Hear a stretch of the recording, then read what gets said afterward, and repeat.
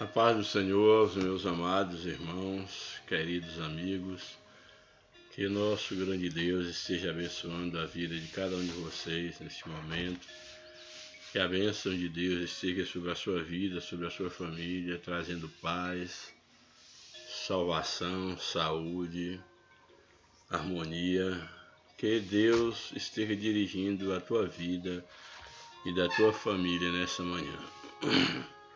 Esta manhã estou para postar mais um comentário de uma das nossas lições. Hoje a lição de número 2, de 8 de janeiro de 2023, esse primeiro trimestre do ano de 2023. E hoje nós temos uma lição muito importante. A lição fala sobre o avivamento no Antigo Testamento. Muito importante, e sabemos que o avivamento deve ser uma marca da igreja. A igreja ela deve ser uma igreja avivada pela presença do Espírito de Deus, e isso não pode se perder com o tempo. E aí nós veremos aqui a história do avivamento sobre a nação de Israel, sobre Jerusalém, avivamento esse dentro de um contexto de uma crise espiritual muito grande, que o povo havia se afastado de Deus. E desde então aqui vai levantar uma personagem, levanta aqui Josias, ainda uma criança, rei, que vai, juntamente com seus colaboradores, serem canais de Deus para promover na nação de Israel um grande avivamento, é claro, na instrumentalidade do Espírito de Deus. Então o título da lição é o avivamento no Antigo Testamento. O textuário da lição nos apresenta: então disse, eis que eu faço um concerto, farei diante de todo o povo, diante de todo o teu povo, maravilhas que nunca foram feitas, nem em toda a terra, nem entre gente alguma. Aqui é uma referência do livro de Êxodo, Deus aqui falando a Moisés o que faria no meio do povo de Israel. E aí o texto que nós vamos estar lendo já será em um contexto posterior, onde esse povo ele se afasta de Deus, e Deus novamente usa de misericórdia, trazendo grande avivamento sobre o seu povo. Aí o textuário da nossa lição nos diz o seguinte, a verdade prática da lição. A Bíblia revela que Deus responde ao seu povo com muitos avivamentos como resposta às orações e súplicas. Que a verdade prática dessa lição, ela mostra que de fato Deus, ele é um Deus que responde ao seu povo quando o seu povo se volta para ele arrependido por meio de súplicas, dessa busca incessante e por meio, é claro, das orações. Quando o povo se coloca diante de Deus em súplica, em oração, pedindo misericórdia a Deus, que Deus, de fato, ele responde o seu povo, ele se volta para o seu povo, operando um grande avivamento.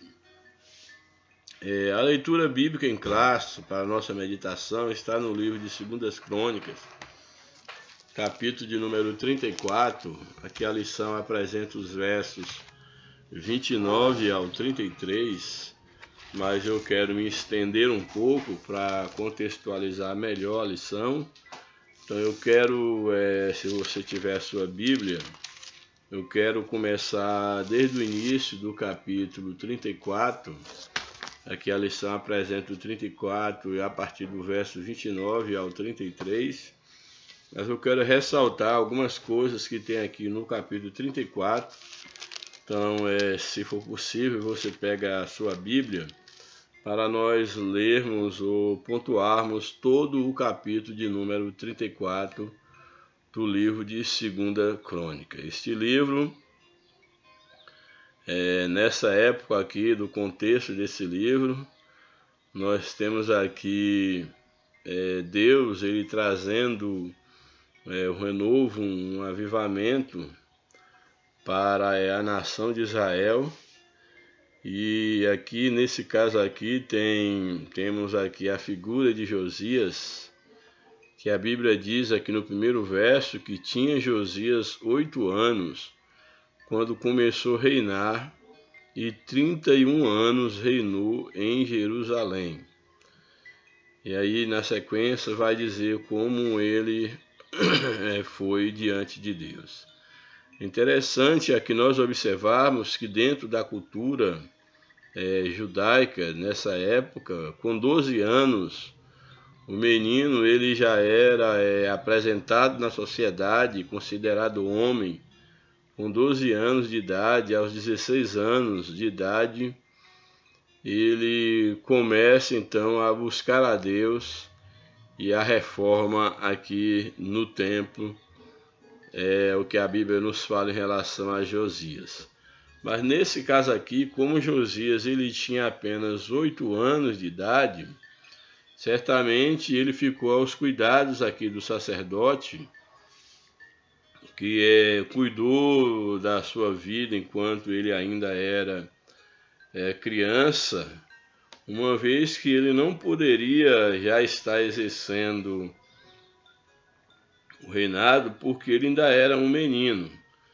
Como falei, pelo menos a partir dos 12 anos era considerado então já uma pessoa adulta apresentada à nação. E a Bíblia fala que Josias, quando ele completa 16 anos, ele compreendeu a responsabilidade que ele havia recebido da parte de Deus e ele começa então a governar. Então, o que nós podemos aqui tirar dentro desse contexto aqui é que enquanto Josias ele não atingiu aí a idade mínima proposta ou exigida pela lei judaica ali, certamente ele ficou aos cuidados aqui do sacerdote. E esse sacerdote, ele foi exatamente aquele que cuidou da formação espiritual, moral, estadista, podemos dizer assim, de Josias, até que ele completasse a idade mínima para poder então governar sobre a nação. Então Deus levanta aqui o sacerdote, que nós estaremos vendo aqui no decorrer da lição. Esse sacerdote ele vai ser aí o mentor espiritual de Josias, ensinando os caminhos do Senhor. Bem, então aí no verso 1 do capítulo 34, como nós lemos, diz o seguinte, que tinha Josias aí 8 anos, quando ele começa a reinar. Ele vai reinar exatamente aí depois da morte de Manassés, aí do reinado de Amon, que foi também um rei ímpio diante de Deus. E quando Amon ele é ferido e também ele é morto, aí então Josias, o seu filho, passa a reinar no lugar de Amon. Então nos diz aí o texto, primeiro verso: tinha Josias 8 anos quando começou a reinar e reinou 31 anos. Ele reinou em Jerusalém e fez o que era reto aos olhos do Senhor e andou nos caminhos de Davi seu pai, sem se desviar dele, nem para a direita, nem para a esquerda. Temos aqui um jovem, uma criança, um menino, que ele foi chamado por Deus para exercer uma responsabilidade, teve aí o seu tutor espiritual, mas é interessante que quando ele, de fato, ele entende do seu chamado, ele começa, vamos dizer assim, ele se torna adulto dentro daquele contexto histórico, aí a partir dos seus 12 12 anos, 16 anos, ele começa a buscar o Senhor. Nós vimos aqui o compromisso que Josias ele teve com Deus. Ao ler aqui esse capítulo, ao meditar na lição, eu achei algo muito interessante em relação ao compromisso que o homem de Deus, a mulher de Deus e em especial aqueles que foram chamados para exercer liderança, o compromisso que eles devem ter diante de Deus. Um líder, ele deve ter consciência que ele não é uma pessoa comum.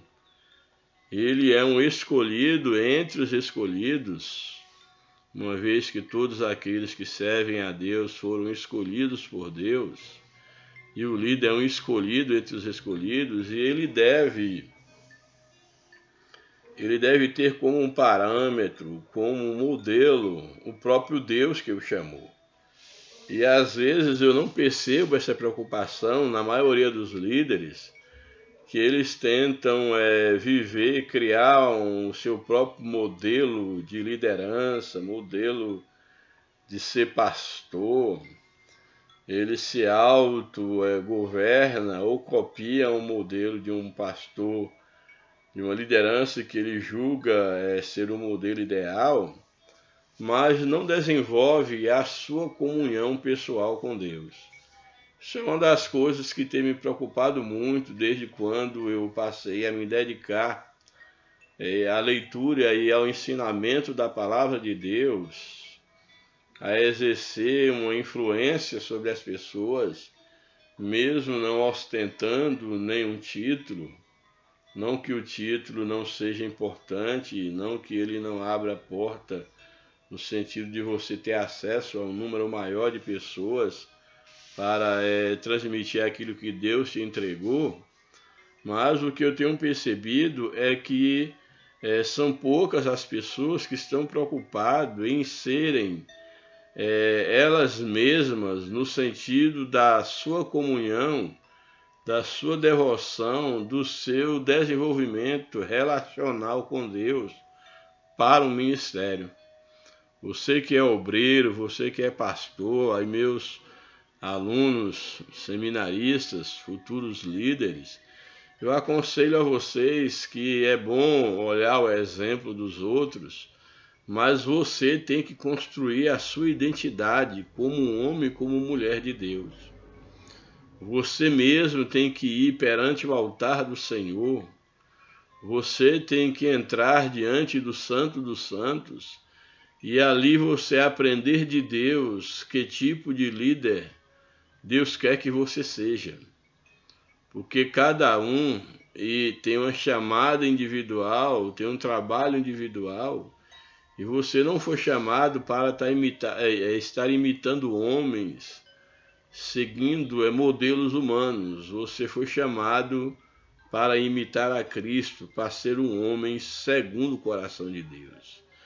E me chamou muito a atenção porque o texto diz que Josias, apesar de novo, ele não desviou do Senhor, mas fez o que era reto aos olhos do Senhor, andando nos caminhos de Davi, o seu pai, que era esse símbolo de um rei segundo o coração de Deus, Davi.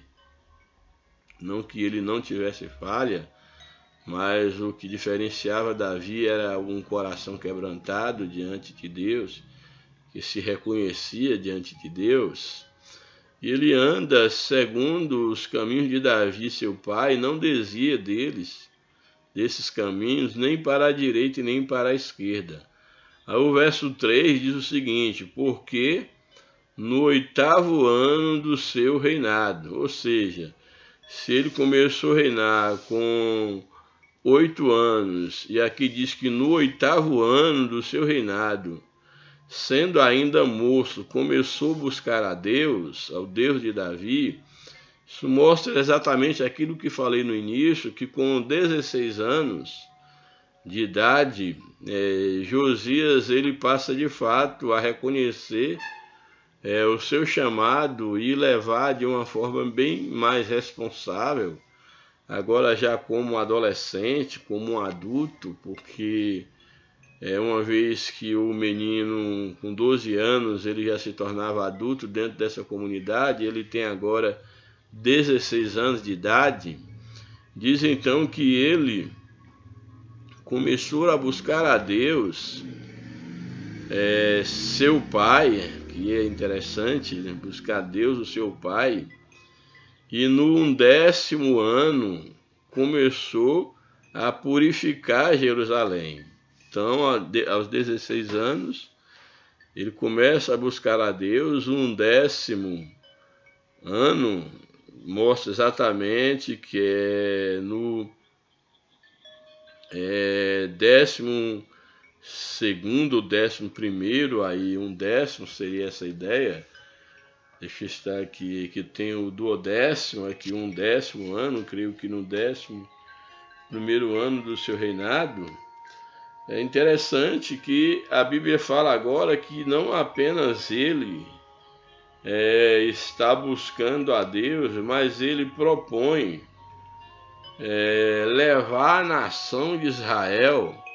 Isso é muito, aqui não é na verdade no 10º, é no 12º, que é isso mesmo, 12º ano, mas se eu só confirmar aqui, ele agora assume o compromisso no 10º ano, que é exatamente o 12º ano do seu reinado. Ele assume um compromisso de levar a nação de Israel também a buscar ao Senhor, a experimentar uma vida com Deus.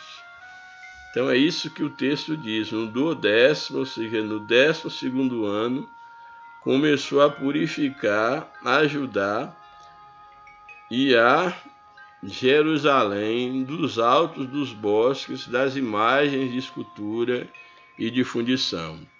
Então, olha, ele com 8 anos ele é chamado para governar. Depois, no 8º ano do seu governo, seria com 16 anos, ele decide, como o texto aqui está dizendo, que no 8º ano do seu reinado, sendo ainda moço, ele decide buscar a Deus. E agora diz que no 12º, ou seja, no 12º ano do seu governo, agora com 12 anos de governo, aí se pode juntar os 12 anos de governo com mais 8 anos de idade que ele foi chamado, então aí ele já vai estar com 20 anos de idade. Então nesse período agora de 20 anos, já maduro, já não é mais um adolescente, mas já é um jovem, diz exatamente a palavra de Deus que no 12º ano ele começou a purificar Judá e a Jerusalém. Então ele começa agora a purificar o reino. De que forma? Exatamente levando o povo também agora a ter um encontro com Deus. Mas isso fala tão profundo ao meu coração, porque ele agora, aos 20 anos de idade, a Bíblia fala que com os 16 ele começa a buscar a Deus de uma forma consciente. 4 anos aí depois de preparo, com 8 anos certamente ele já era um menino temente a Deus, ali sendo guiado, orientado pelo sacerdote que tornou o seu tutor. Mas o importante, o que o texto aqui ele nos coloca assim de uma forma muito muito satisfatória, muito profunda, é que ele vai dizer exatamente que com essa idade de 20 anos ele começa a fazer um trabalho de poder atingir toda a nação de Israel na busca do Senhor. E isso é algo importante nós analisarmos. Por quê? Porque a gente vai perceber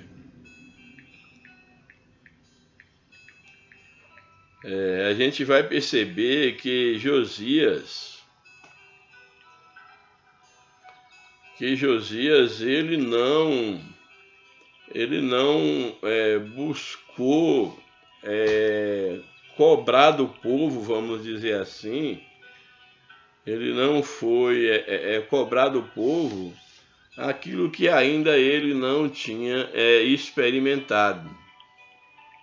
Então aqui nós podemos ver que Josias ele decide levar o povo a uma experiência de adoração a Deus, a uma experiência profunda com Deus, porém como resultado daquilo que ele já havia experimentado diante de Deus.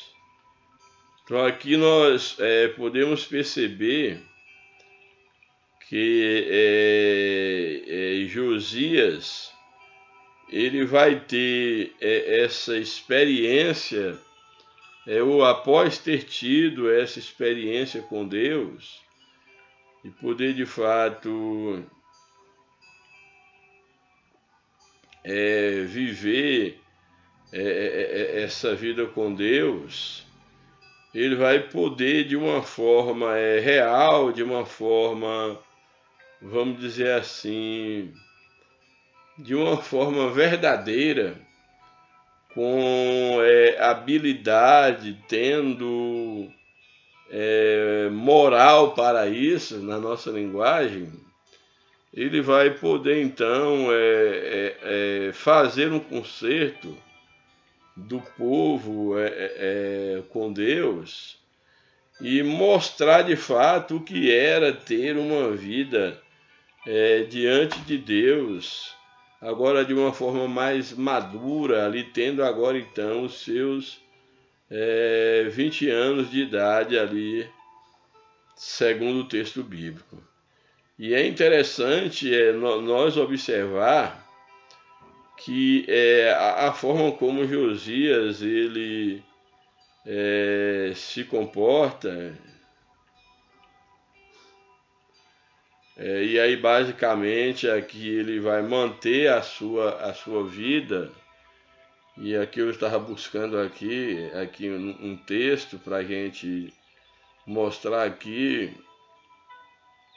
quando o rei Josias de fato ele começa a buscar a Deus, e mostra aqui a influência na época do sumo sacerdote Ilquias, que era um mentor espiritual ali de Josias enquanto ele era criança e durante o seu reinado. Nós temos então aqui a interferência, temos aqui o aconselhamento do sumo sacerdote Ilquias. E aí, voltando, que eu parei um pouco para poder ver essa observação, que eu acho que é bastante interessante, mas voltando ao texto, diz então que ele levaria Jerusalém, Judá e Jerusalém, para fazer um concerto com Deus. E aí eu trago para a realidade quantas vezes aqueles que lideram, eles querem levar o povo a fazer um concerto com Deus, mas concerto esse pelo qual ele ainda não passou. Às vezes quer que a igreja ela se torne, por exemplo, uma igreja de oração, mas ele mesmo não é um homem de oração. Ele mesmo não demonstra para a igreja, não deixa claro seu exemplo de um homem que está em constante oração e que tem condição de convocar e levar a igreja. E quando eu falo levar a igreja, não é levar um grupo terceirizado para fazer esse trabalho, é envolver a igreja numa esfera de constante oração. Até agora eu não consigo conceber uma igreja cuja oração, cujo espaço da oração seja algo terceirizado para um grupo dentro de um horário que às vezes nem convém para todos, ou que sejam cada um orar na sua casa, marcar aquele dia para oração, nada contra isso, mas que não há dentro do espaço, do ambiente cultico, não faz parte da programação normal da igreja, a jornada de oração, os momentos de oração. E eu não digo num culto específico, eu digo em todos os cultos. Seja o culto do domingo, da quarta, da quinta, da segunda-feira, todos os cultos. Então eu vejo isso com um desconforto muito grande, porque fui criado dentro de um ambiente onde tinha em todos os cultos, se era um culto chamado culto público, para todos, tinha ali pelo menos meia hora de oração antes, e havia as reuniões de oração, que era exatamente ali pelo menos um período de 1 hora de oração, ou até mais se houvesse necessidade, além dos cultos de vigília, que era mesmo para orar, não reunir o povo para cantar, tomar café, bater papo, e até ali completar um tempo mínimo e dizer que fez-se uma vigília. Então, é claro, é melhor do que nada, mas tem coisa que tem se perdido com o tempo. E aqui, observando a vida de Josias, eu começo a perceber que ele, ainda criança, ele começa a reinar com 8 anos de idade, mas com seus 16 anos de idade, ele começa de fato a buscar a Deus. E aos 20 anos de idade, ele percebe que as mudanças, as experiências que ele teve com Deus, não foram apenas para ele. Essas experiências o habilitavam para levar a nação também a experimentar um verdadeiro avivamento. Eu acho isso tão importante, porque nós estamos querendo avivamentos, mas são avivamentos esporádicos, avivamentos de um dia, de uma semana, de um mês, mas que depois caem no esquecimento.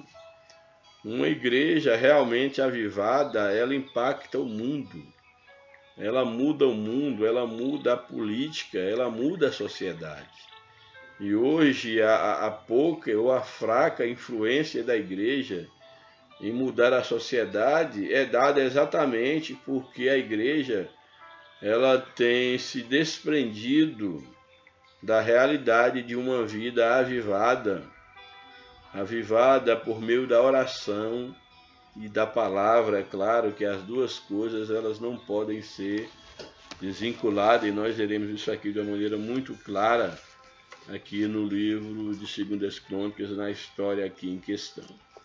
Bem, então, diz o texto, para não divagar mais, que ele começa então agora, aos 20 anos de idade, ele começa a purificar Judá e a purificar Jerusalém, porque ele já tinha a sua vida também purificada. Purificar o quê? Os altos, que eram os lugares, os pontos de adoração a ídolos, os altos, os bosques, as imagens de escultura e de fundição, e derribaram perante ele os altares dos Baalins, e cortou as imagens do sol, que era dedicada ao sol, culto ao sol, que estavam acima deles, e os bosques e as imagens de escultura e de fundição, quebrou e reduziu a pó, e aspergiu sobre as sepulturas dos que estavam, do que eles tinham sacrificado. Ou seja, o pó dessas imagens foram aspergidos sobre a sepultura daqueles sacerdotes que haviam iniciado esse tipo de pecado de idolatria na nação de Israel.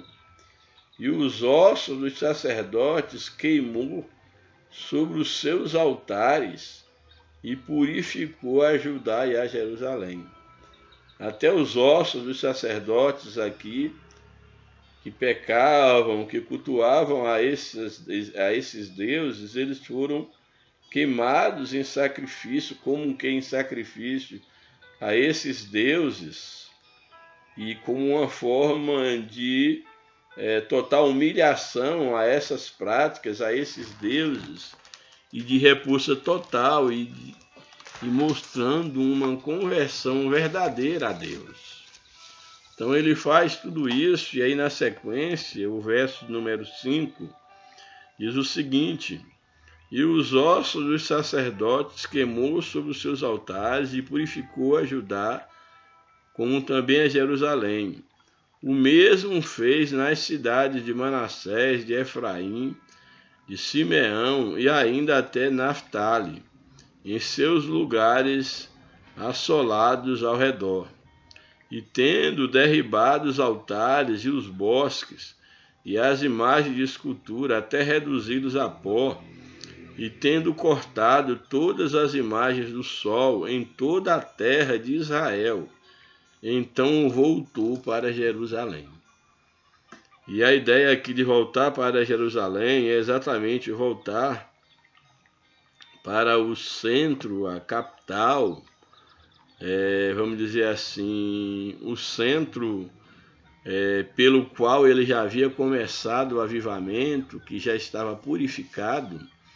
E ele vai ter então esse momento de um descanso, entre aspas, de voltar ao ponto de partida depois que ele completa toda a obra que ele tinha que fazer.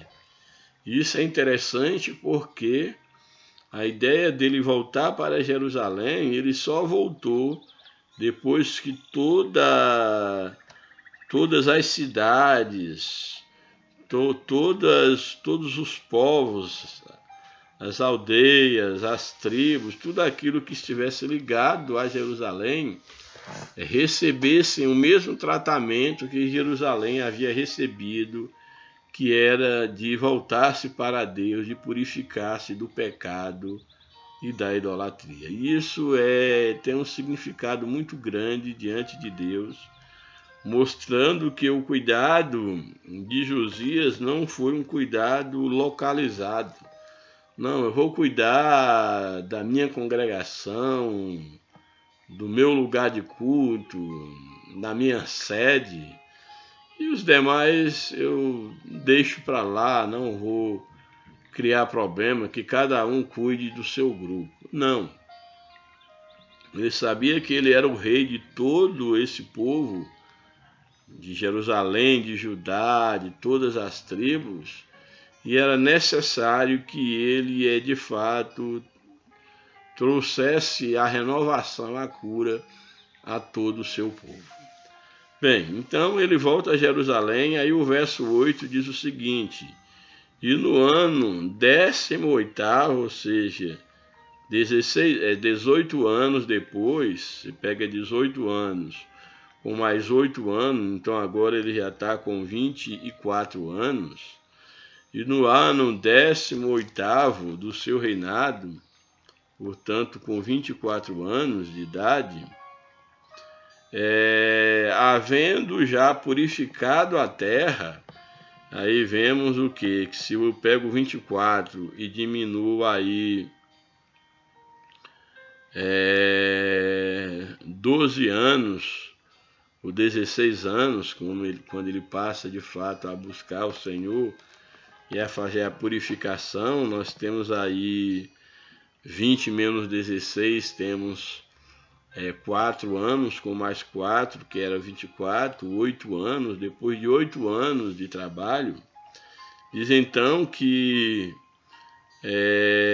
havendo já purificado a terra e a casa, depois de 8 anos de trabalho, ele enviou a Safá, filho de Azalias, e a Maaséia, maioral da cidade, e a Joá, filho de Joacás, registrador, para repararem a casa do Senhor seu Deus. Agora é ali a casa, o templo em Jerusalém. Purificou toda a terra e agora ele vem purificar o templo. Isso também é muito simbólico, muito significativo, porque o templo de nada adiantaria o templo está purificado, o templo está ali suntuoso, a casa de Deus, sendo que aqueles que deveriam habitar, cultuar no templo, não tinham condição de ali estarem. Não sei se você já parou para observar como Deus trabalha e o que Deus me faz ver dentro desse texto, é que de nada adiantaria um templo purificado, um templo santificado, mas a Bíblia diz que Deus não habita em templo feito por mão de homens. Esse templo só tinha razão de ser se o povo fosse purificado. Se o povo não tivesse a altura de uma vida de santidade, de renovação, de avivamento, o templo não teria nenhum valor. Porque o que faz o templo não são as paredes, não são os adornos. O que faz o templo, a casa de Deus, são as pessoas que cultuam no templo. Então aqui o jovem Josias, ele primeiro leva o povo a um concerto com Deus. E agora então ele vai cuidar do templo. Só que eu acho muito importante, porque nós temos que entender, por exemplo, que o mundo não precisa de templo. O mundo não precisa mais de templo. Quando eu falo não precisa, eu não estou dizendo que o templo não seja importante. Mas o que eu quero dizer é que o mundo precisa da igreja, do povo de Deus. E o povo de Deus, se possível, é bom ter um templo para congregar. Se não, pode congregar em suas casas, debaixo de uma árvore, debaixo de uma ponte, ao ar livre, não importa. Mas o que o mundo precisa é do povo de Deus, um povo santo, especial, zeloso de boas obras, um povo purificado, para que o lugar onde ele estiver também seja consagrado, purificado, não porque o lugar em si é santo, mas porque o povo que nele habita, que nele cultua, é um povo santo. Bem, então aqui ele separa essas pessoas agora para poder cuidar do templo, cuidar da casa do Senhor seu Deus. Verso 9: E tiveram Ilquias, o sumo sacerdote, aqui é interessante, que vai estar ali à frente daquele serviço, orientando o povo em tudo aquilo que eles haveriam de fazer. E Ilquias, esse sumo sacerdote, como falei, é exatamente alguém ali de confiança de Josias, podemos dizer, o tutor de Josias, enquanto ele ainda era criança, seu conselheiro espiritual, seu líder espiritual. E vieram Ilquias, o sumo sacerdote, e deram o dinheiro que se tinha trazido à casa de Deus e que os levitas que guardavam o umbral tinham recolhido das mãos de Manassés e de Efraim e de todo o resto de Israel, como também de todo Judá e Benjamim, e voltaram para Jerusalém. Verso 19, verso 10. E entregaram aos que dirigiam a obra e superintendiam sobre a casa do Senhor, os superintendentes. E estes o deram aos que faziam a obra e trabalhavam na casa do Senhor, para consertar e repararem a casa do Senhor que estava ali em ruína, precisando de consertos.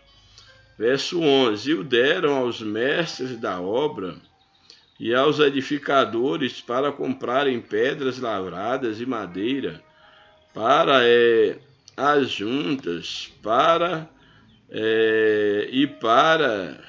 sobradarem as casas que os reis de Judá tinham destruído. Ou seja, para fazer o reparo do templo. E aqui é interessante, porque na administração de Josias, ele é um verdadeiro líder. Ele não quer fazer tudo, e nem podia fazer tudo, mas ele distribui tarefas.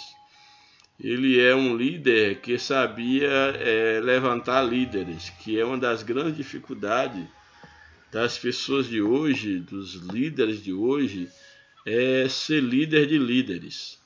Levantar líderes, ver potencial nas pessoas e colocar cada um no seu lugar de trabalho e dar liberdade para trabalhar.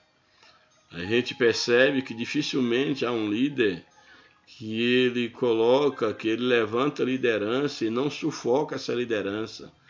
Porque quando percebe que a liderança pode se tornar um concorrente dele ou ameaça segundo a sua visão apequenada, ele percebe que há um potencial naquela pessoa e quem sabe se tornar um pastor, um líder, ele acaba, na nossa linguagem, janelando essas pessoas, queimando o ministério dessas pessoas. Mas aqui é importante que Josias ele colocou cada um para fazer o serviço para o qual eles tinham competência para reparar ali a casa do Senhor. E estes homens trabalhavam fielmente na obra, e os superintendentes sobre eles eram Jaate e Obadias, levitas, filhos de Merari, como também Zacarias e Mesulão,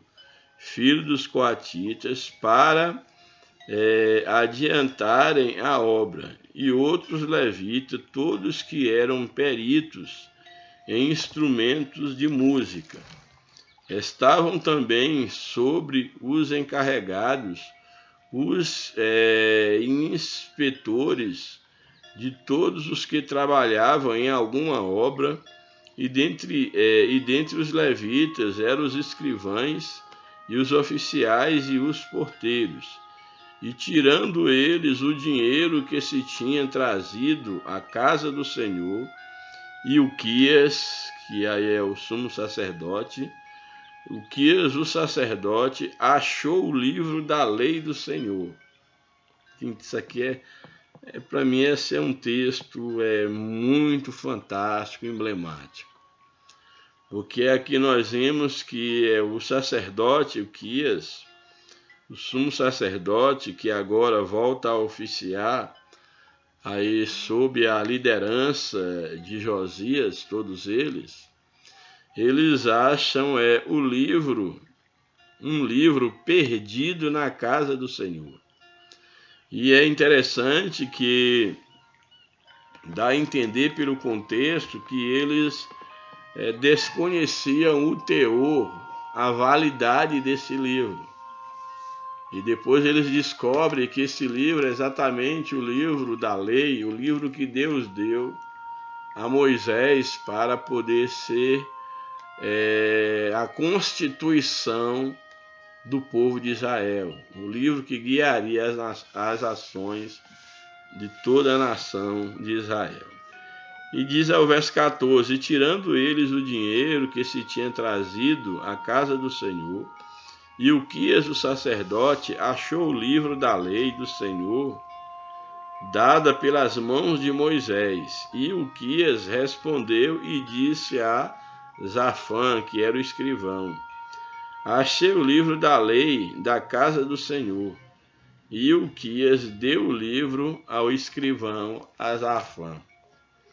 E Zafã levou o livro ao rei e deu conta também ao rei, dizendo: Teus servos fazem tudo quanto lhes encomendou.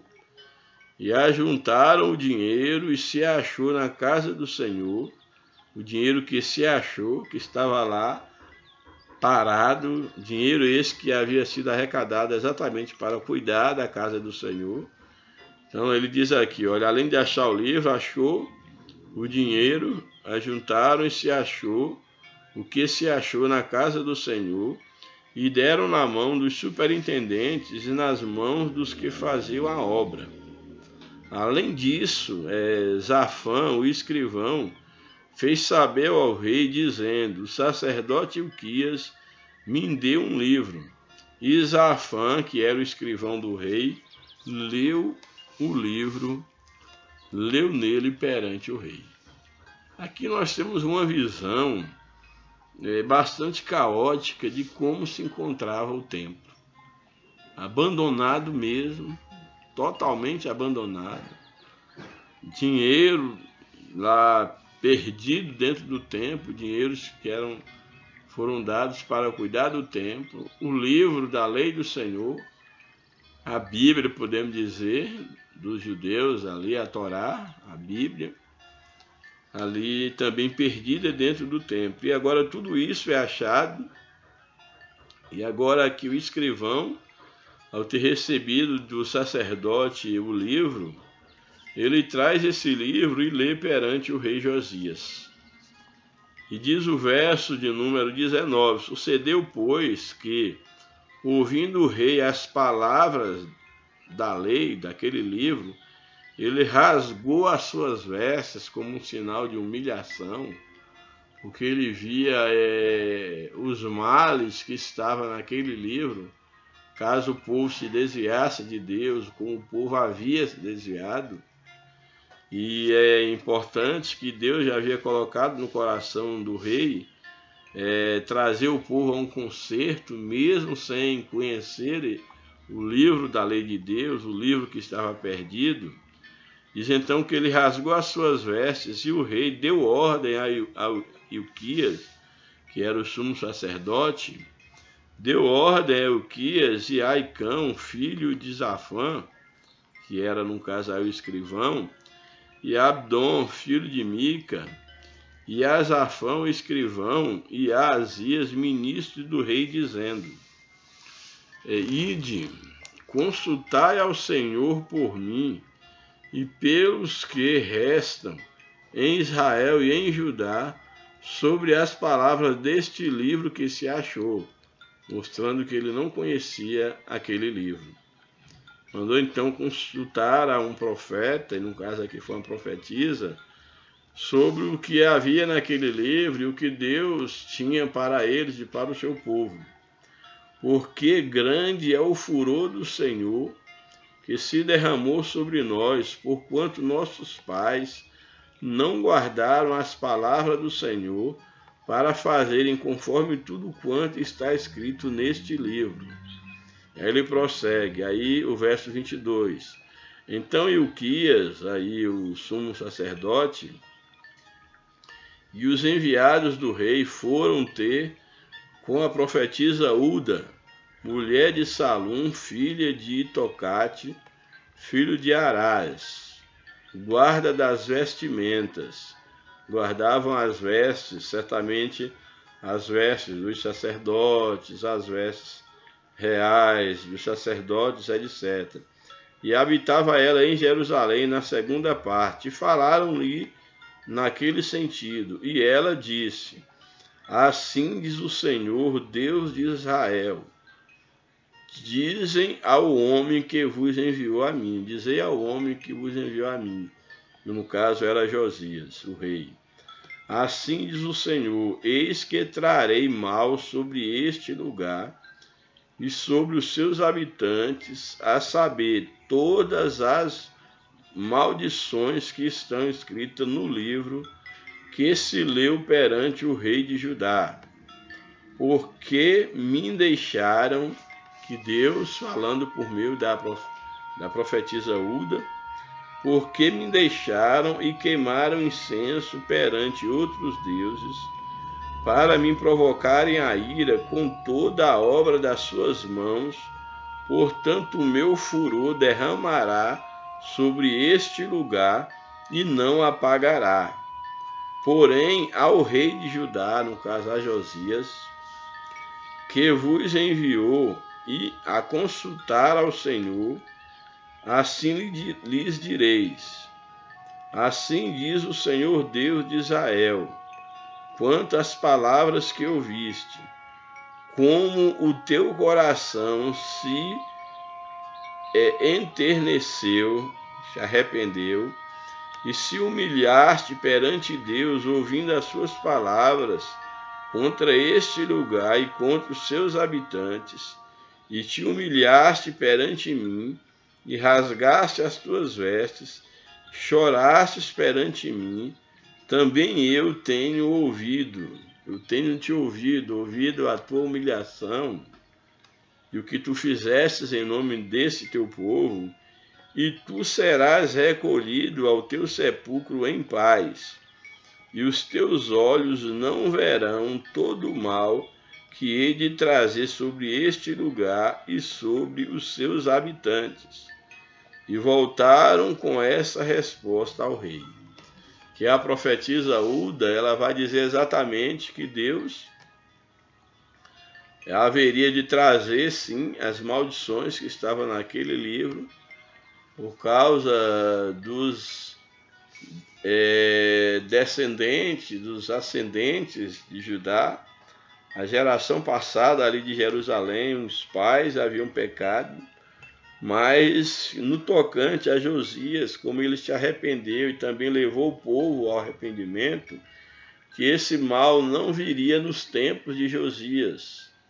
Josias e aquele povo não experimentaria aquele mal, porém depois que Josias descer à sepultura, todo aquele mal haveria de vir sobre a casa de Jerusalém por causa do pecado que eles haviam cometido.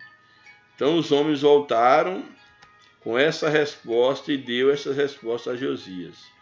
Aí verso 29, então o rei Josias, ele convocou e ajuntou todos os anciãos de Judá e Jerusalém, e o rei subiu à casa do Senhor com todos os homens de Judá e os habitantes de Jerusalém, e os sacerdotes e os levitas, e todo o povo, desde o maior até o menor, e ele leu aos ouvidos deles todas as palavras do livro do concerto que se tinha achado na casa do Senhor. Agora o próprio Josias, ele lê todas as palavras, mostrando qual era a situação do povo diante de Deus devido ao pecado da idolatria e ao afastamento de Deus. E olha aí a sequência do texto. E pôs-se o rei em pé em seu lugar e fez concerto perante o Senhor para andar após o Senhor e para guardar os seus mandamentos e os seus testemunhos e os seus estatutos com todo o seu coração e com toda a sua alma, cumprindo as palavras do concerto que estão escritas naquele livro, e fez estar em pé a todos quantos se achavam em Jerusalém, e a Benjamim e aos habitantes de Jerusalém, e fizeram conforme o concerto de Deus, do Deus de seus pais. Fez com que todo o povo fizesse um concerto com Deus. E eu acho importante porque o povo tinha um modelo, tinha um exemplo de alguém que realmente havia se voltado para Deus e que eles podiam então seguir o exemplo, também fazendo um concerto com Deus. Louvado seja o nome do Senhor. Então, e fez estar em pé, como já falei, a todos quantos se acharam em Jerusalém e em Benjamim, os habitantes de Jerusalém fizeram conforme o concerto de Deus, do Deus de seus pais. E Josias tirou todas as abominações de todas as terras que eram dos filhos de Israel, e a todos quantos se acharam em Jerusalém, em Israel, obrigou a que, com tal culto, servisse ao Senhor seu Deus todos os seus dias não se desviaram após o Senhor, Deus de seus pais. Eu acho interessante porque o texto mostra que eles foram obrigados, a todos aqueles que se achavam em Israel, Josias os obriga que eles fizessem um concerto com o Senhor, a que com tal culto ao Senhor eles servissem ao seu Deus. E aqui há uma ressalta, que todos os dias não se desviaram de após o Senhor, Deus de seus pais, todos os dias da vida de Josias. Louvado seja o nome do Senhor. Aí entra aqui o capítulo de número 35, que não vou comentar. Aí no primeiro verso, então Josias celebrou a Páscoa ao Senhor em Jerusalém e mataram o cordeiro da Páscoa no 14º dia do mês primeiro. Aí celebra a Páscoa, etc, etc. E enfim nós temos aí Josias, ele andando na presença do Senhor, até quando aqui já quase no final do capítulo 35, Josias ele entra em conflito com o rei do Egito, e então Josias ele é morto. Quando Josias ele é morto, aí nós vamos então ver que coloca-se no lugar de Josias, lamenta-se a morte de Josias, e então ali no lugar de Josias levanta um outro rei, que é exatamente o rei Joacás, que também ele reinou, como diz aqui, Joacás era um filho de Josias, ele reinou no lugar de seu pai em Jerusalém, tinha a idade de 23 anos quando reinou apenas 3 meses em Jerusalém, porque o rei do Egito o depôs e colocou o rei, então, colocou outra pessoa que era Eliaquim, que era também irmão de Joacás, portanto filho de Josias. Aí vai mostrar, mudou o nome de Eliaquim para Jeoaquim, que de 25 anos de idade ele começou a reinar, reinou em Jerusalém, e diz o texto que ele fez o que era mal aos olhos do Senhor. E tudo aqui reis foram sendo mortos e outros entrando no lugar, até que de fato o povo foi levado para o cativeiro. Cumpriu-se então as profecias que Deus havia dito que faria após a morte de Josias. Bem, o texto é um pouco extenso, aí quase 1 hora de relógio, mas eu fiz questão para mostrar como aconteceu esse avivamento no tempo de Josias, e mostrando que Josias ele foi fundamental para que esse avivamento acontecesse. O avivamento primeiro acontece na vida dele. Ele então teve condição de levar o povo também ao concerto, e depois do povo estiver em concerto com Deus, houve ali a restauração do lugar de culto, e a bênção de Deus esteve sobre o povo, enquanto o povo esteve servindo a Deus de coração. Louvado seja o nome do Senhor. Vamos para então o comentário da lição e ver mais alguma coisa que a gente pode acrescentar ao que nós já falamos. Aí o comentário, a introdução. Houve um momento em que o povo de Israel deixou-se levar por práticas estranhas que provocaram a ira de Deus e, consequentemente, punição da nação. Quando essa situação parecia não ter saída, um homem ou uma mulher de fé levantava-se de maneira humilde e quebrantada, buscando a Deus e confessando os pecados do povo. Então o Altíssimo ouvia as orações e enviava do céu um avivamento, como chuva seródia.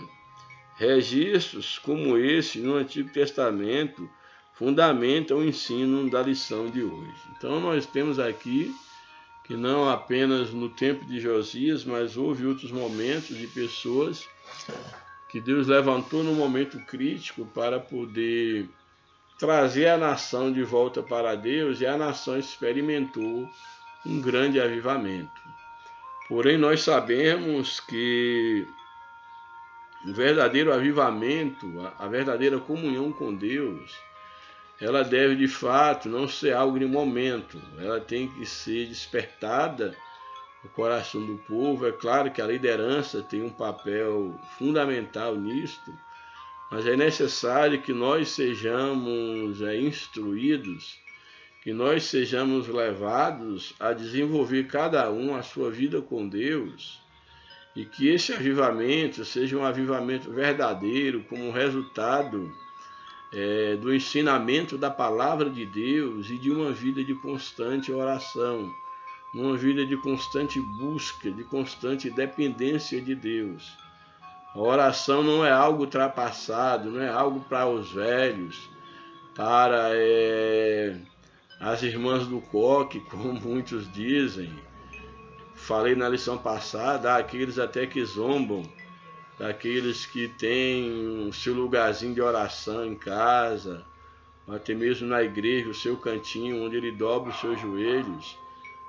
Já quem zomba disso, como se esse quisesse mostrar-se melhor do que os outros, ser especial, quando na verdade todos nós deveríamos ter o nosso cantinho, o nosso lugar secreto e o nosso lugar de oração na casa de Deus. E isso não poderia ser visto como algo ridículo, como muitos infelizmente já veem na atualidade. Então, em todo tempo, Deus sempre teve alguém para levantar, para despertar a igreja para um verdadeiro avivamento, que deveria ser algo constante e não apenas esporádico. Aí o primeiro tópico da lição, panorama dos avivamentos no Antigo Testamento. Primeiro subtópico, o avivamento no tempo de Moisés. Quando José, o filho de Jacó, morreu, o povo de Israel sofreu com a tirania de Faraó, que não conhecia a história de benefícios que os judeus receberam da parte de Deus no governo de José. Aqui nos fala do contexto quando, após a morte de José ali no Egito, e que também o rei do tempo de José também já havia morrido, e José, que foi o salvador de todo mundo de então e da nação do Egito, por meio da sua sabedoria em governar, e evitou que todo aquele povo morresse de fome. Ele cresceu ali no Egito, sua família foi para ali levada, mas agora esse rei que conhecia José, sua família já não existia, e José também já havia morrido. Diz então que o povo de Israel começa a sofrer a tirania de Faraó, lembrando que Faraó aqui é um título, que aí mudava-se o rei, mas todos eles tinha o título de Faraó, é um título dado a qualquer um homem, a qualquer rei, um daqueles que fossem escolhidos para estar à frente da nação. Então, nesse contexto, Moisés foi divinamente chamado por Deus lá no Monte Horebe e viu uma sarça que queimava, mas não se consumia. Ao aproximar daquela imagem, Deus o chamou para libertar o seu povo do Egito. Grande tarefa, dura tarefa, Deus agora entregava nas mãos de Moisés para libertar o seu povo escravo no Egito. E Deus então apresenta-se a Moisés dessa forma: eu sou o Deus de teu pai, o Deus de Abraão, o Deus de Isaque e o Deus de Jacó. E Moisés encobriu o seu rosto, porque temeu olhar para Deus. Diante dessa visão, o Senhor esclareceu que o enviaria ao Egito a fim de libertar o seu povo. Por intermédio de Moisés, o soberano exerceu juízo sobre Faraó de maneira poderosa, enviando 10 pragas ao Egito, fazendo com que o rei deixasse o povo de Israel sair daquele pais. Então nós temos aqui a história de Moisés, que foi resumida aqui nesse parágrafo, mas é uma história muito extensa. Quando Deus ele chama Moisés que foi salvo de forma milagrosa ali das águas do Nilo, foi criado como filho da filha de Faraó, depois teve que fugir do Egito por ter matado um homem e ter sido descoberto o seu crime. E ele passa no deserto, mais 40 anos no deserto, depois de ter passado 40 anos recebendo instrução no Egito. E depois desse tempo no deserto, ele é chamado por Deus, exatamente escolhido para libertar o seu povo do Egito. E não foi muito fácil esse período de prova, até o milagre, até a libertação, até a cura da idolatria, a cura do pecado do povo no Egito. Ali muitos acontecimentos, muitas pragas foram enviadas, até que se enviou a última praga, que foi a morte dos primogênitos, ali de todo o povo e animais do Egito. E então Faraó libera aquele povo, mas em seguida persegue aquele povo, e há o episódio ali do Mar Vermelho, onde de maneira poderosa Deus abre o mar e Israel passa por aquele mar. E quando o exército de Faraó tenta passar por ele, as águas elas voltam ao seu lugar de origem após uma ordem divina.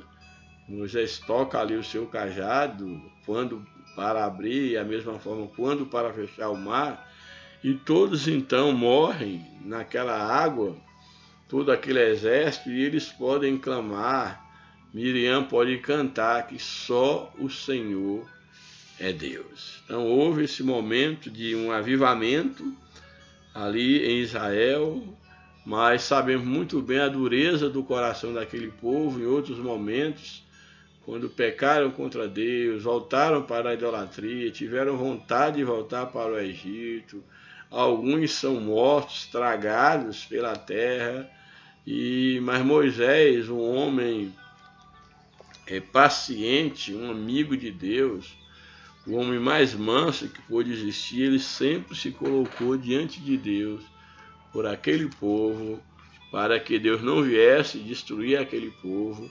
Ele levanta o seu sucessor, ali Josué, que conclui o trabalho introduzindo o povo na terra de Canaã, a qual Moisés não pôde entrar, exatamente por causa do seu erro, diante da pressão, diante do pecado, da maldade daquele povo. Mas Moisés ele cumpre com o seu propósito. Aí o subtópico 2, o avivamento no tempo de Samuel. Deus usou o profeta Samuel para denunciar a maldade do povo rebelde, a apostasia e o desprezo pelo sagrado no tempo do sacerdote Eli, que era o sacerdote desse tempo, que havia pecado contra Deus, havia feito vistas grossas em relação aos seus filhos sacerdotes, que pecavam contra Deus, se prostituíam, e Eli não fazia nada. E Deus então traz um menino para morar ali no templo com Eli, que é o menino Samuel. E Deus então começa a falar com Samuel, Samuel começa a buscar a Deus. E Deus estava exatamente preparando um sucessor para colocar no lugar de Eli e trazer uma restauração, um avivamento para o povo de Israel. E aí no tempo certo, Deus pune a Eli, pune aos seus filhos, que todos são mortos. E então Samuel ele entra em cena. Portanto, ali o povo rebelde, apostatou, desprezou o sagrado, no tempo ali do sacerdote Eli. Então, uma guerra contra os filisteus se instalou naquela região de Efraim, Ebenezer, e os israelitas foram derrotados. Como resultado, a arca do concerto foi tomada que simbolizava a presença de Deus. Os filhos de Eli, que eram sacerdotes, foram mortos, e ao saber da tragédia com seus filhos, bem como a tomada da arca pelos filisteus, o sacerdote Eli então morreu. Ele cai ali da cadeira, quebra o pescoço e morre. O sumo sacerdote Eli também morreu. Foi no contexto desses acontecimentos que Samuel exortou os israelitas ao arrependimento. Aqui agora Samuel é chamado como um profeta, exerce a função ali de profeta, de sacerdote, de rei, e ele chama então o povo ao arrependimento. Assim o povo se humilhou, buscou ao Senhor, que ele deu uma grande vitória.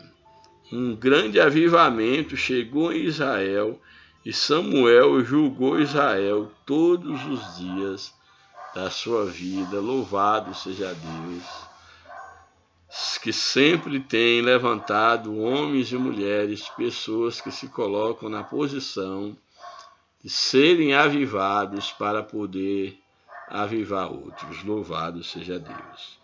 Agora, aqui na sequência, que foi apresentada aqui numa ordem cronológica, surge então agora o avivamento, já agora no tempo de Josias, porque até então aqui, no tempo de Eli e Samuel, ainda não se tinha os reis, aqui era o tempo dos juízes. Samuel, então, ele é o último juiz sobre Israel. Então aqui a lição, ela não apresentou aqui os fatos, ou vem apresentando aqui os fatos de uma forma cronológica até chegar a Josias, que foi o conteúdo que nós lemos aí em todo o primeiro momento da nossa fala. O avivamento no tempo de Josias. Então agora aqui eu só vou ler mesmo aqui o texto. Depois do reinado de Ezequias, rei de Judá, Manassés, seu filho, corrompeu. Aqui estamos falando já do tempo dos reis, quando entra aí Saul, Davi, Salomão, etc. Então Manassés, seu filho, corrompeu-se e caiu na idolatria e no culto aos demônios. Ergueu altares nos pátios da casa do Senhor, fez passar seus filhos pelo fogo e usou de práticas ocultistas. Esse era o maldoso rei Manassés, que era filho de um rei temente a Deus, que foi o rei Ezequias. Como punição, Deus enviou o exército assírio para o prender em cadeias. Entretanto, Manassés se arrependeu e Deus ouviu a sua oração e lhe restituiu o reino. Após a morte de Manassés, seu filho Amon reinou em seu lugar. Infelizmente, esse rei não seguiu o exemplo do pai e governou de maneira corrupta. Por isso, seus servos o mataram e o povo declarou Josias rei em seu lugar. Diante desse momento incerto, o rei Josias realizou uma verdadeira reforma. O Josias que nós falamos, ele, apesar de criança, mas foi temente a Deus. Então, diante de todo esse contexto incerto, de bagunça, o rei Josias realizou uma verdadeira reforma espiritual na vida da nação. Ele derrubou os altares aos demônios, destruiu imagens de escultura e estendeu essas medidas saneadoras a outras cidades. Ele mesmo ficou à frente dessas ações para levar o povo de volta aos pés do Senhor. A situação espiritual era tão decadente que até o livro da lei havia se perdido no templo, como nós já falamos, mas foi achado durante as obras do santuário. Assim o Altíssimo usou a reforma do rei Josias para conduzir o povo a um novo avivamento espiritual, como nós já lemos. Então, aqui Deus entra, então, Josias aqui em cena através do qual Deus opera um avivamento espiritual. Segundo tópico, confissões de pecados e retornos à palavra de Deus. Aqui falando desse avivamento aqui por parte do rei Josias. O chamado de Neemias, e aí agora entra Neemias também na sequência desse contexto de avivamento. É o chamado de Neemias. Neemias se achava na função de copeiro do rei Artaxerxes na Pérsia quando foi informado da miséria em que a cidade de Jerusalém se encontrava. Apesar de o templo estar reconstruído, os muros da cidade estavam fendidos, as suas portas queimadas a fogo. Neemias orou durante 4 meses com grande lamentação. Ele se coloca diante de Deus para também estar dando continuidade à obra de restauração agora dos muros de Jerusalém que estavam fendidos, com brechas no muro, e uma cidade sem muro era uma cidade vulnerável à ação dos inimigos. Aqui também mostra a necessidade de restauração dos muros de Jerusalém. A confissão de pecados. E faço confissão pelos pecados dos filhos de Israel que pecaram contra ti, também eu e a casa de meu pai. Neemias aqui confessando o pecado da sua casa, da casa dos seus pais, dos filhos de Israel. Este foi um dos pontos altos da oração de Neemias. Na condição de um intercessor, ele se inclinou entre os pecadores, mencionando a casa de seu próprio pai. Neemias confessou mais: de todos nós corrompemos, de todo nos corrompemos contra ti, e não guardamos os mandamentos, nem os estatutos, nem os juízos que ordenastes a Moisés, teu servo. A confissão dos pecados é condição indispensável para viver um verdadeiro avivamento espiritual, que mostra que Neemias, na sua confissão e nesse avivamento, mostra aqui que o avivamento na vida de Neemias e na vida do povo começou exatamente com a confissão de pecados. Não há como querer ter uma vida avivada, não há como querer ser um homem, uma mulher de Deus, cheio do Espírito, usado por Deus, que seja um modelo na igreja, que faça de uma maneira expressiva a obra de Deus, se você não reconhece, não confessa e deixa os seus pecados diante de Deus. A Bíblia diz que aquele que confessa e deixa é que alcança misericórdia. Foi assim que Neemias aqui ele o fez.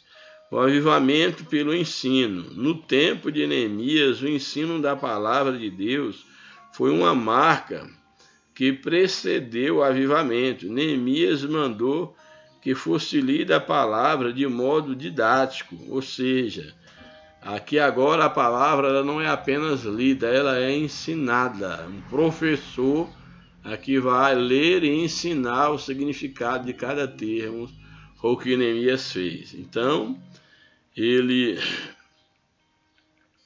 Neemias mandou que fosse lida a palavra de modo didático, pausadamente, para que o povo entendesse o que Deus requeria de suas vidas naquele momento crucial para a história judaica.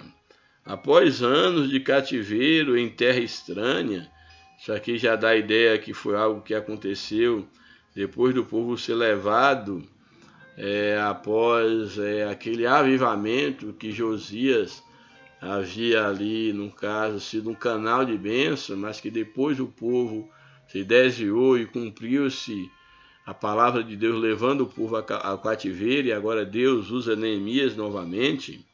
Então diz que a palavra de modo didático, pausadamente, para que o povo entendesse que Deus requeria de suas vidas naquele momento crucial para a história judaica, após anos de cativeiro em terra estranha. Além da leitura, explicava-se o significado de cada expressão e o povo entendeu o que estava falando. Como resultado, sobreveio um poderoso avivamento sobre o povo. Houve quebrantamento verdadeiro, alegria e festas. Ali na praça principal, diante da porta das águas, iniciou-se um poderoso avivamento na história de Jerusalém após o exílio. Então vemos aqui novamente Deus usando de misericórdia para com o seu povo, da mesma forma que ele usou no passado, lá quando do momento em que o povo se encontrava naquela situação. Deus está agora novamente usando de misericórdia para com o seu povo, trazendo agora novamente um avivamento para que o seu povo ele pudesse de fato experimentar novamente o cuidado, a misericórdia de Deus, mesmo tendo se desviado de Deus, mesmo tendo se afastado de Deus. Vemos agora, tempos depois, Deus agora novamente usando de misericórdia, agora aqui no livro de Neemias, como havia usado lá no livro de Crônicas, por meio do rei Josias. Louvado seja o nome do Senhor para sempre. E por fim temos aí o terceiro tópico, não tem como eu deter tanto na lição. Terceiro tópico, o avivamento e a palavra de Deus. A palavra de Deus corrige. No Novo Testamento, há um padrão de culto a Deus, de decência e ordem, como diz o apóstolo Paulo: que fareis, pois, irmãos, quando vos ajuntares, cada um de vós tem salmo, tem doutrina, tem revelação, tem língua, tem interpretação, faça-se tudo para a edificação. Que Paulo ele está aconselhando e orientando aos irmãos de Coríntios e a todas as igrejas de um modo geral, o que não pode faltar num culto de adoração a Deus. Então ele diz, olha, quando vocês reúnem, existe salmo, ou seja, salmo aqui era os hinários, eram os hinos cantados, porque os salmos eles foram feitos para serem cantados. O salmo, de fato, é o hinário do povo de Israel.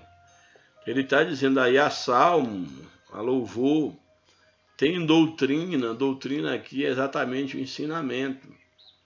Tem ensinamento, tem revelação, ou seja, tem profecia, tem a manifestação dos dons espirituais, tem língua dentre os dons, tem interpretação de língua, que tudo isso seja feito para a edificação.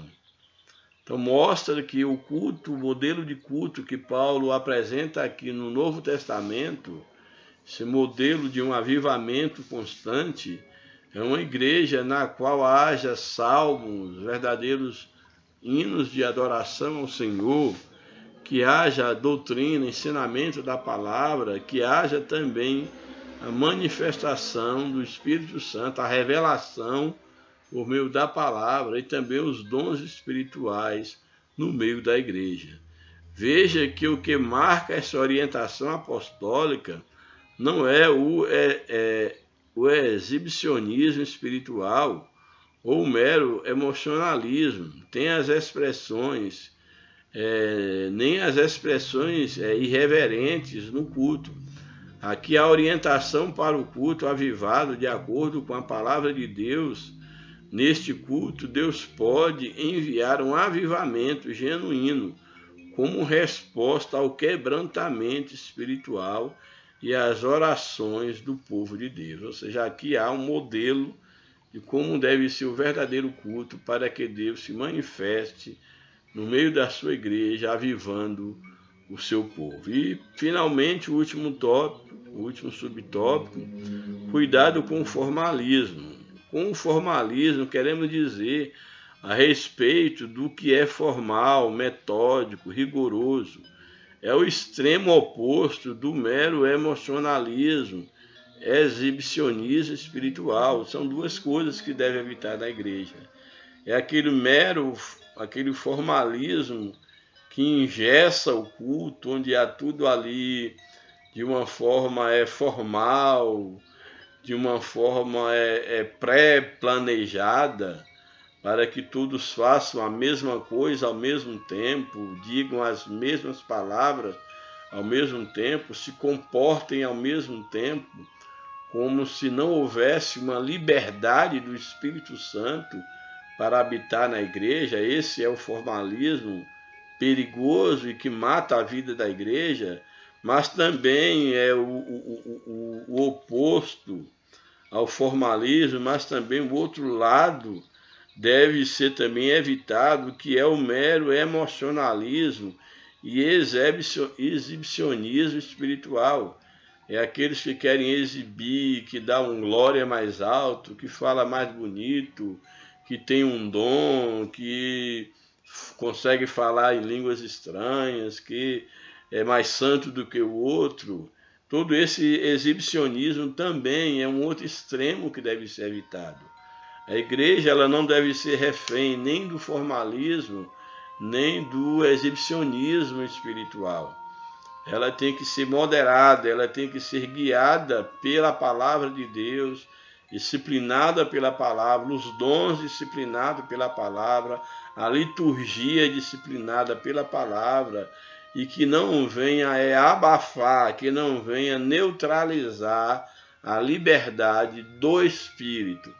Quando digo liberdade do Espírito, é a direção do Espírito na vida da igreja, de cada crente individual, e não a direção do nosso coração, do que a gente acha ser Deus. Que às vezes alguém pensa que ser cheio do Espírito e quebrar banco, pular e bater uns nos outros, dançar, etc., que isso necessariamente é a ação do Espírito. Não. Temos que ter muito cuidado. O Espírito Santo não quebra banco, não causa escândalo, ele não pula, não rodopia, nada disso o Espírito faz. Essas manifestações, elas não podemos também chamá-las de diabólicas, mas essas manifestações, elas estão ligadas ao espírito do profeta. Ou seja, cada um, ao receber o Espírito Santo de Deus na vida, vai ter uma reação de acordo com o seu temperamento, de acordo com a sua emoção. Daí uns ficarem quietos no seu lugar, uns pularem, gritarem, ruivarem, quebrar banco, sair fazendo todo um circo no meio da igreja. Você não pode julgar essas pessoas como se elas estivessem, quem sabe, endemoniadas, fazendo bagunça na igreja, não. O que essas pessoas precisam é exatamente de um líder que seja como o apóstolo Paulo, que ele tinha que disciplinar constantemente a igreja de Coríntios, porque lá havia muitos dons, os dons se operavam no meio da igreja, mas não havia disciplina, os irmãos não conseguiam disciplinar o seu espírito para de forma moderada, sem trazer escândalo, para que houvesse edificação na igreja. Então, quem fala em língua pode e deve falar sim, mas cada um por sua vez. Quem tem uma revelação deve trazer, quem tem ali, Deus revelou uma profecia, alguma coisa, deve trazer sim, não deve extinguir o espírito, mas há um momento para tudo. Se é o momento que o pastor está pregando, naquele momento, quem está com a oportunidade de trazer a profecia, que é a palavra, é o pastor. Vai haver um dado momento no culto em que Deus há de preparar o momento para que alguém traga a profecia no momento certo, fale em língua, traga uma revelação, mas tudo dentro do seu tempo, porque se todos quiserem profetizar ao mesmo tempo, se todos quiserem falar a língua ao mesmo tempo, concorrendo com o pastor que prega, com alguém que canta, isso vira uma bagunça, uma desordem na igreja. Daí a necessidade da disciplina. É nesse aspecto que a Bíblia orienta que haja o culto, que haja decência, que haja cuidado com os extremos do formalismo, que acaba extinguindo o Espírito de Deus, como também do exibicionismo, do querer se apresentar como melhor do que os outros, o emocionalismo, que, na verdade, quando o Espírito de Deus opera em mim, eu chego ao ponto de pular, de gritar ou de quebrar um banco. Não é o Espírito Santo que está quebrando o banco, que está fazendo isso. Quem está fazendo isso é o meu espírito, é a minha emoção. Eu costumo dizer que cada um tem uma experiência, uma reação diferente com a atuação de algo sobrenatural na sua vida. E eu não posso ridicularizar, eu não posso julgar o irmão, porque quando ele recebe o Espírito Santo, ele fica quieto no seu lugar, falando ali, quem sabe em espírito, mesmo falando em língua, mas de uma maneira bastante comedida. Eu não posso julgar esse irmão como sendo frio e gelado, mas também não posso julgar aquele irmão como sendo uma pessoa meramente carnal, ignorante, escandaloso, porque ele está pulando, derrubando uma cadeira. Eu não posso julgá-lo como se isso não fosse da parte de Deus. Que o que está quebrando a cadeira, fazendo isso e aquilo, não é o Espírito Santo. É a emoção desse irmão ou dessa irmã que não consegue conter o seu espírito, o seu temperamento, a sua natureza diante de uma experiência tão gloriosa. E aí compete à liderança, à sabedoria, para com amor orientar esse irmão, sem que ele seja ofendido, a maneira como ele deve se comportar e se controlar diante de uma graça tão tremenda que é a presença do Espírito Santo na vida do cristão.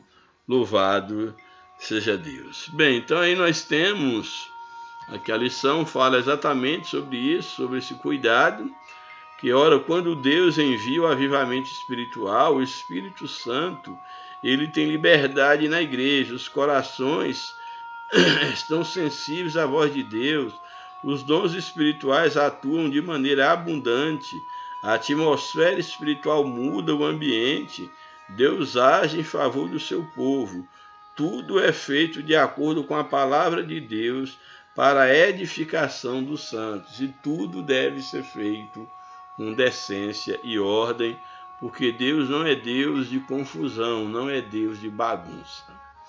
E finalmente a conclusão nos apresenta o avivamento no Antigo Testamento sempre vieram como resposta ao quebrantamento espiritual e às orações do povo de Deus. Isso se dava sempre diante de uma situação de calamidade ou de decadência espiritual e moral. Por misericórdia e bondade, Deus promovia a restauração de Israel. Que esses avivamentos verotestamentários nos despertem para fazer a vontade de Deus nesses tempos de frieza e mornidão espiritual atuais em que nós estamos, infelizmente, vivenciando. Que Deus nos ajude, que Deus nos abençoe. Espero que tenhamos aprendido minimamente um pouco aí sobre o avivamento no Antigo Testamento, que também espraia para um avivamento no Novo Testamento, como é o verdadeiro avivamento, o que de fato precede a um verdadeiro avivamento, como de fato se comportar, como de fato viver o verdadeiro avivamento e manter a tocha, a chama acesa em nossos corações. Que Deus te abençoe, abençoe a sua vida, a vida da sua família.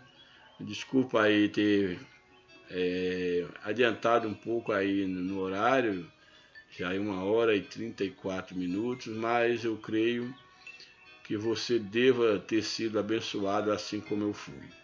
Grande abraço, a paz do Senhor, continue orando por nós. Que Deus os abençoe, em nome de Jesus. Amém.